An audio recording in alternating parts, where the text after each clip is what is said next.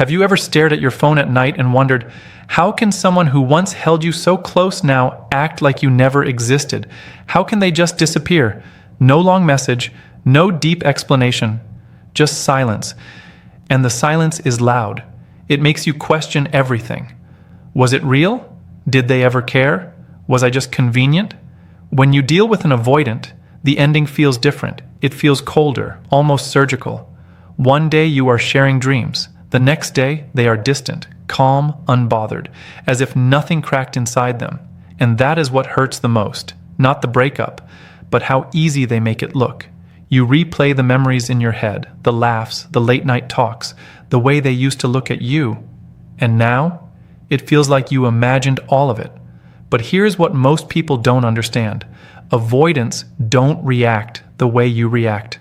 They are wired for survival, not expression.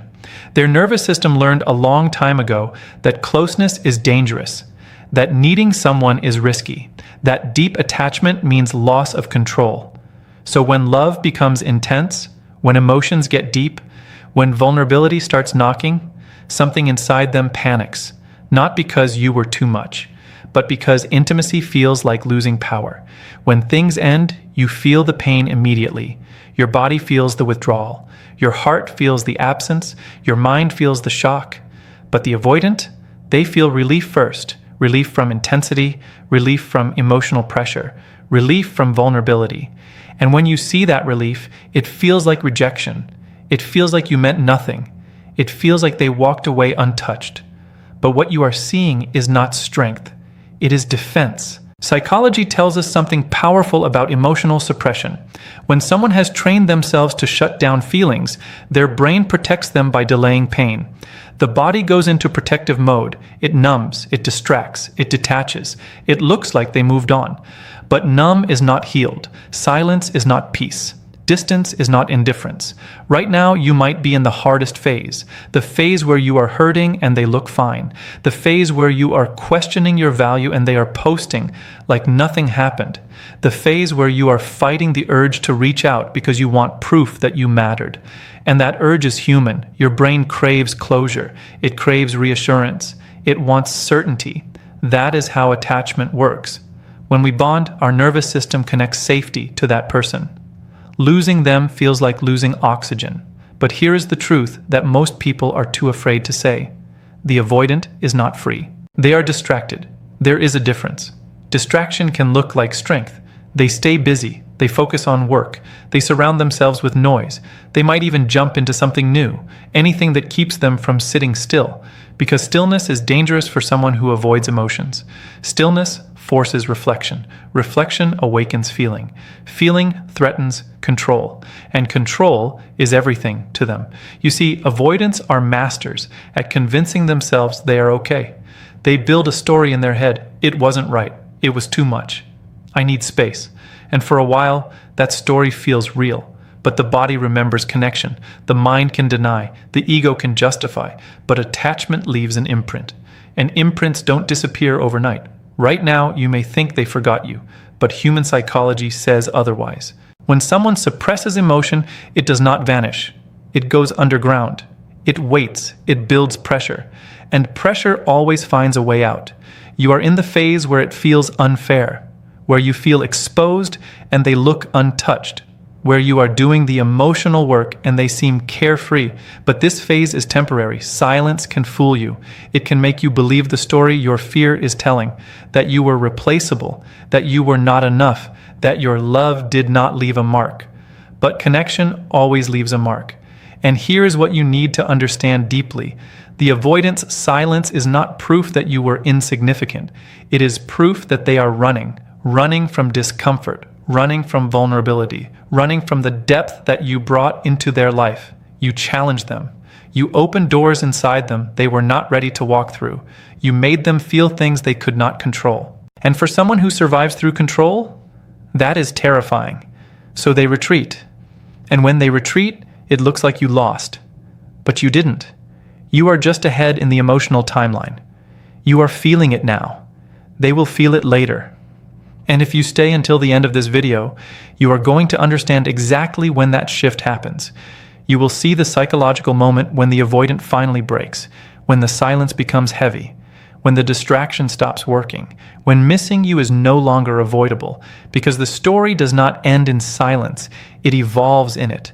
Right now, the quiet is not the conclusion, it is the setup. That quiet phase you are in right now, it has a psychological reason, and once you understand it, you stop blaming yourself.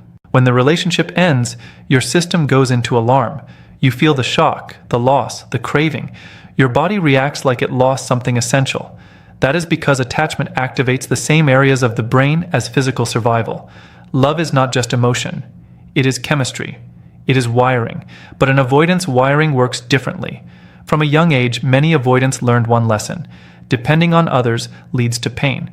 So they trained themselves to rely only on themselves. Independence became their shield. Emotional distance became their protection. So when intimacy grows deep, their nervous system does not interpret it as safety. It interprets it as threat. Closeness feels like exposure. Exposure feels like risk. Risk feels like danger. When the bond becomes intense, their body prepares to escape. That is why, when things fall apart, their first reaction is not heartbreak. It is a strange sense of lightness. The pressure is gone. The emotional demands are gone. They feel like they can breathe again. To you, that looks heartless. But inside their brain, it is survival mode switching on. Psychology calls this deactivation. It is a defense strategy. The mind minimizes the importance of the relationship to reduce emotional discomfort. They focus on flaws. They highlight conflicts. They convince themselves it was not that meaningful. This is not cruelty, it is protection. They are not asking, how much did I lose? They are asking, how do I stay safe? That difference changes everything. While you are processing grief, they are building walls. While you are reflecting on memories, they are telling themselves stories that make separation easier. The ego steps in. It whispers, you're better off. It whispers, you don't need anyone. It whispers, stay strong. But what the ego calls strength is often avoidance. The human mind can delay emotion, but it cannot erase it. When someone suppresses feeling, the brain stores it instead of solving it. It becomes unfinished business. Think about how stress works. If you ignore it, your body still carries it. It shows up later as tension, anxiety, restlessness. The same happens with attachment. When love is pushed down, it does not disappear. It waits for space. And in the beginning, they create no space. They fill their schedule, they keep moving, they distract themselves with goals, friends, noise, attention. Movement feels powerful, silence feels dangerous, because in silence, truth rises. You might be asking yourself, if I mattered, why don't they show it? Here is the answer rooted in psychology. Showing emotion requires vulnerability. Vulnerability requires trust, and trust requires feeling safe. Avoidants struggle with that sequence. To admit they miss you would mean admitting they depended on you, and dependence clashes with the identity they built for years. They pride themselves on being self-sufficient. They believe needing someone equals weakness, so they resist that awareness. The mind can create temporary relief by focusing outward. New experiences, new conversations, new excitement. Dopamine can cover sadness for a while. Novelty feels stimulating. It gives the illusion of progress, but dopamine fades. And when stimulation lowers, the brain returns to what was never processed. That is when cracks begin to form. Not loudly, not dramatically, quietly. A memory surfaces unexpectedly. A habit reminds them of you. A place feels different without your presence. A conversation with someone else lacks the depth they once had. These moments are small, but they accumulate. The nervous system cannot stay in escape mode forever. Eventually, the body seeks emotional balance, and balance requires acknowledgement. You must understand this deeply. The delay is not a reflection of your worth. It is a reflection of their coping style. Attachment theory explains that avoidants disconnect to manage anxiety. They create emotional distance to regulate their internal world. In the short term, it works. They feel composed, stable, in control, but long-term suppression has a cost. Unprocessed emotion does not fade. It transforms. It becomes restlessness. It becomes subtle emptiness. It becomes a quiet sense that something meaningful is missing. And when that awareness begins, it is confusing for them. Because now the narrative they built starts to shake. They told themselves it was not that serious. They told themselves they were fine. They told themselves they did not need it. But the body does not lie. Connection creates imprint through repetition, shared vulnerability, emotional exchange. Those experiences form neural pathways. You cannot simply delete them by deciding to move on. Time does something powerful. It removes intensity. It reduces conflict. It softens negative memories. The mind starts remembering warmth more than tension. The protective story weakens. And as that happens, the feeling they postponed begins to surface, slowly at first, then stronger. You are in pain now because you are processing in real time. They appear calm because they postponed theirs. But postponed emotion always demands payment. That is the reality of human psychology. No one escapes attachment without consequence. Some feel it immediately, others feel it when distractions no longer work, and when that delayed wave finally arrives, it does not ask for permission. It just hits, and when that delayed wave finally arrives, it does not knock gently. It comes when the noise fades, when the busy days slow down, when the nights grow longer, when there is nothing left to distract the mind. At first, it feels like a small crack in their control, a random thought, a memory that lingers a little too long, your name appearing in their head without warning. They try to shake it off. They tell themselves it means nothing, but the thought returns, because what was once shared was not shallow. It was layered. It was built through repetition, presence, emotional exchange. The brain stores that kind of connection deeply. It becomes familiar, and familiarity creates comfort. Now something important happens. They start comparing, not consciously at first, but automatically. The way you listened, the way you understood subtle moods, the way you stayed consistent. Other interactions feel different, lighter, less meaningful. Something is missing, even if they cannot name it yet. The ego tries to fight back. It wasn't that special. You can find that anywhere. You don't need to think about this, but reality is stronger than ego when time removes emotion from the breakup. Distance changes perspective. Without daily contact, they no longer focus on small conflicts or pressure. The mind starts highlighting safety instead of tension. The warmth becomes clearer than the disagreements. This is when discomfort grows. They realize something unsettling. You were not just another person. You represented stability, emotional grounding, a mirror that reflected parts of them they rarely show, and now that mirror is gone. Avoidants often do not miss loudly. They do not post about it. They do not confess easily. Their struggle happens internally. It shows up in quiet moments, in restless sleep, in sudden silence during the day when everything feels paused. There is a shift from relief to emptiness. Relief was about space. Emptiness is about absence. And absence has weight. It sits on the chest. It creates a hollow feeling. It makes ordinary days feel slightly dull. Nothing dramatic, just different. This is the moment their structure begins to weaken. They start questioning the story they told themselves. If it was not important, why does it still appear in their mind? If they truly moved on, why does a simple reminder change their mood?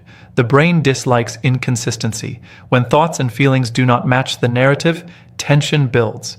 That tension pushes for clarity. They may check your social media, not out of weakness, but curiosity. They may wonder how you are doing, whether you are okay, whether you think about them too.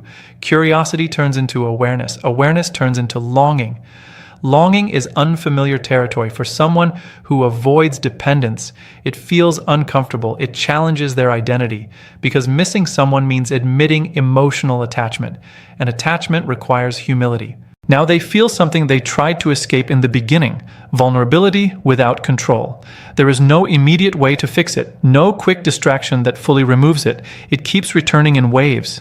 They begin to replay moments differently, not through the lens of defense, but through reflection. They remember your patience, your effort, your presence during their difficult days. They realize you were steady when they were uncertain. This realization does not come with pride. It comes with regret. Regret is powerful. It forces self-examination. It whispers, what if you let something valuable go? That question is heavy. It shakes confidence. And here is the turning point. When the internal pressure becomes stronger than the fear of closeness, something breaks. Not in anger, not in drama, but in truth. They accept that you mattered more than they admitted. They recognize that running did not erase the bond. They understand that space did not eliminate feeling. That is when missing you becomes real, not as a passing thought, but as an emotional presence. They may resist reaching out. Pride can still stand in the way, but inside the wall is cracked. The illusion of complete detachment no longer holds. Human psychology is clear about one thing. What we suppress gains strength in silence. When you avoid emotion, it grows underground. And when it surfaces, it demands acknowledgement. Now they sit with what they once escaped. And for the first time, they feel the full weight of what is gone. This is not about revenge. It is not about proving a point. It is about understanding timing. Some people process in the moment, others process in delay. But no one bypasses emotional consequence forever. While you were healing, they were postponing. Now the postponed has arrived, and it feels heavier because it accumulated over time. This is the stage where they finally understand your absence, not intellectually, emotionally. And emotional understanding is the strongest kind. Because once someone truly feels loss, it cannot be unseen. It stays. It shifts them. It humbles them. And it marks the moment when the avoidant finally breaks. And when that inner collapse happens, something else becomes clear. This was never about making them crumble. It was about you rising. Because while they were wrestling with delayed emotion, you were walking through fire in real time. You faced the ache. You sat with uncertainty. You questioned yourself. You doubted your worth. And yet you are still here. That matters. Pain, when faced directly, builds strength. It reshapes identity. It forces growth. Every night you chose not to beg. Every day you chose not to chase. Every moment you resisted sending that message that would shrink your dignity, you were building something powerful inside yourself. Self-respect. Most people do not realize this, but emotional restraint is strength. The ability to feel deeply and still hold your ground is rare. It means you are not ruled by impulse.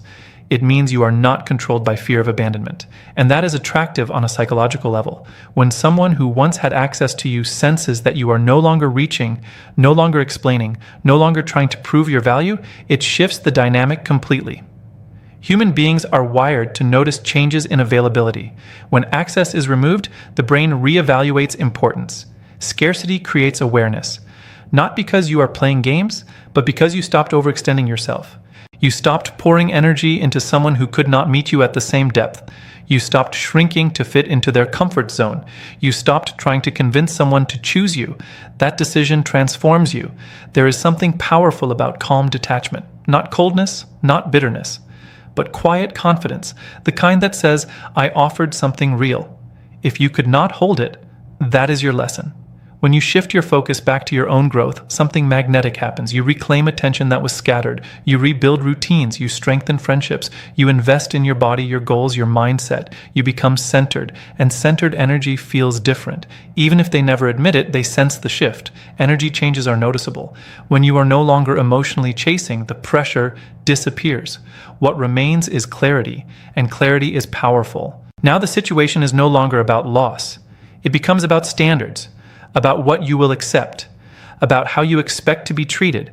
When you raise your internal standards, you raise your external results. Here is the truth that many struggle to accept. Your value does not decrease because someone failed to recognize it. Diamonds do not lose worth because someone walks past them without looking. You were not too much. You were simply aligned with depth. If they could not meet that depth, that reflects their capacity, not your quality. And when you truly understand this, your energy shifts from seeking validation to embodying confidence. That shift is visible. It shows in your posture, in your tone, in your silence. Silence used to feel like rejection. Now it feels like power, because now you are not waiting to be chosen. You are choosing yourself. Psychology shows that people are drawn to those who display emotional stability. When someone remains grounded after disappointment, it signals strength. It communicates that their identity is not dependent on external approval. That is rare, and rare things are valued. Whether they return or not becomes secondary. The real victory is internal. You no longer need their realization to feel complete. You no longer depend on their regret to validate your importance. If they come back, it is because they finally saw clearly. If they stay away, it is because they are not ready for what you represent. Either way, you win. Because growth cannot be taken from you. When you reflect on everything, you will see that this experience shaped you. It taught you about boundaries, about attachment styles, about the difference between love and fear. It forced you to develop emotional intelligence. And emotional intelligence is power in relationships. You now understand that chasing someone who fears closeness only deepens the gap. You understand that secure love does not require convincing. You understand that consistency matters more than intensity. These lessons are not small, they are foundation. So if they reach out after finally facing their own emotions, you will meet them differently, not from desperation, not from insecurity, but from strength. And if they do not, you will still walk forward with wisdom. Because the greatest transformation did not happen inside them, it happened inside you. They may have broken under the weight of what they postponed, but you rebuilt under the weight of what you endured. That difference changes everything. In the end, the real reward was never their realization.